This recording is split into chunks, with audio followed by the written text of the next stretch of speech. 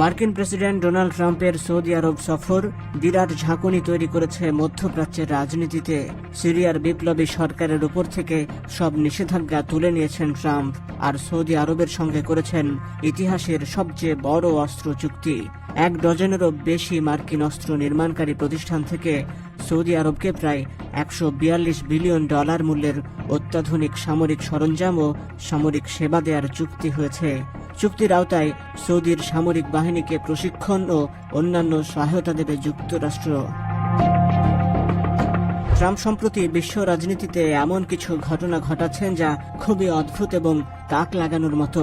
তিনি পাক ভারত যুদ্ধের সমাপ্তি ঘটালেন কয়েকদিন আগে। ইউক্রেন যুদ্ধ বন্ধেও তার তৎপরতা দৃষ্টি কাড়ছে। হয়তো তিনি পুতিন ও জেলেনস্কিকে যুদ্ধ বন্ধের কোনো চুক্তিতে নিয়েও আসতে পারেন। যদিও গাজায় তিনি আগ্রাসী দখলদারদের থামাতে পারছেন না কিংবা থামানোর চেষ্টাই করছেন না। ট্রাম্প এখন আরব দেশগুলো ঘুরছেন। সৌদি, কাতার হয়ে তিনি গেছেন সংযুক্ত আরব আমিরাতে। তবে তার সবচেয়ে তাৎপর্যপূর্ণ সফরটি হয়েছে সৌদিতে। সেখানে তিনি সিরিয়ার নেতা সারার সাথে বৈঠক করেছেন, সৌদির সাথে বিরাট অস্ত্র চুক্তি করেছেন এবং দামেস্কের উপর থেকে সব নিষেধাজ্ঞা তুলে নিয়েছেন।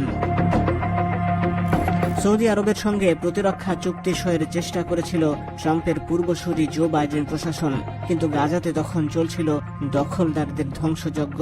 এই পরিস্থিতির মধ্যেও ইসরায়েলের সঙ্গে স্বাভাবিক সম্পর্ক স্থাপনে সৌদিকে চাপ দিয়েছিল আমেরিকা। সমঝোতার বিনিময়ে সৌদি যুবরাজের হাতে বিরাট অঙ্কের সামরিক সরঞ্জাম তুলে দেওয়ার আলাপও উঠেছিল। বাইডেন প্রশাসনের আরও একটা লক্ষ্য ছিল, আর তা হল চীন থেকে অস্ত্রশস্ত্র কেনা বন্ধ ও সৌদিতে চীনা বিনিয়োগ সীমিত করে আনা। আমেরিকার সাথে সৌদি রাজপরিবারের ঘনিষ্ঠতার সম্পর্ক ঐতিহাসিক। সৌদি শহরগুলোর আধুনিকায়ন ও বড় বড় ভবন ও স্থাপনা নির্মাণে মার্কিন প্রকৌশলীদের অবদান রয়েছে।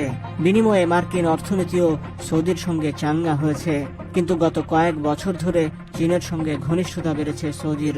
রিয়াদে চীনা অস্ত্রশস্ত্র ঢুকছে, বিনিয়োগও বাড়ছে অস্বাভাবিকভাবে।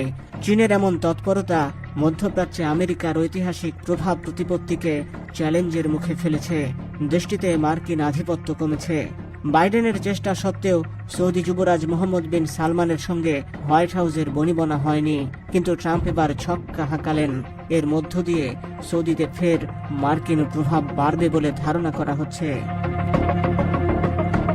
সৌদির সঙ্গে আমেরিকার দূরত্ব তৈরি হয়েছিল তুরস্কে সাংবাদিক জামাল খাশোগি হত্যাকাণ্ডের পর। দেশটিতে অস্ত্র সরবরাহ নিয়ে প্রশ্ন তুলতে শুরু করে মার্কিন কংগ্রেস। এর ধারাবাহিকতায় 2021 সালে বাইডেন প্রশাসনের অধীন কংগ্রেস দেশটিতে আক্রমণাত্মক অস্ত্র বিক্রিতে নিষেধাজ্ঞা আরোপ করে। যুক্তরাষ্ট্রের আইন অনুযায়ী আন্তর্জাতিক পর্যায়ে গুরুত্বপূর্ণ কোনো অস্ত্র চুক্তি চূড়ান্ত করার আগে অবশ্যই কংগ্রেস সদস্যদের মাধ্যমে তা পর্যালোচনা করতে হবে। এরপরই চীনের দিকে ঝুঁকে পড়েছিল সৌদি রাজপরিবার। চীন থেকে অস্ত্রশস্ত্র কেনা শুরু করেন যুবরাজ মোহাম্মদ বিন সালমান। ট্রাম্প সিদ্ধান্ত নিয়েছেন তিনি সৌদিকে আগের পথে ফিরিয়ে আনবেন।